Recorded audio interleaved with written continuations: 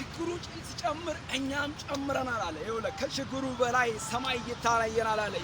የምድሩ የሚለው የሚያወራው ሌላ፣ ከላይ ከሰማይ ግን አለ አንድ መላ እያለ ይናገራል። ይኸውልህ እግዚአብሔርን አምልከን ምድረ በዳ ላይ አንቀርም። ለመሰለ ይሄን የምናገረው አብርሃም እግዚአብሔርን አምልኮ ምድረ በዳ ላይ ካልቀረ፣ ይስሐቅ እግዚአብሔርን አምልኮ ምድረ በዳ ላይ ካልቀረ፣ ያዕቆብ እግዚአብሔርን አምልኮ ምድረ በዳ ላይ ካልቀረ፣ ሙሴ እስራኤል እግዚአብሔርን አምልኮ ምድረ በዳ ላይ ካልቀረ፣ እኔም እግዚአብሔርን አምልኬ በእግዚአብሔር ፊት ተደፍቼ የእግዚአብሔርን ስም ጠርቼ ምድረ በዳ ላይ አልቀርም። ይኸውልህ ቀን አይጨልምብኝም። ጌታን እየጠራው ቀን አይጨልምብኝም። ጌታን እየጠራው ግራ አይገባኝም።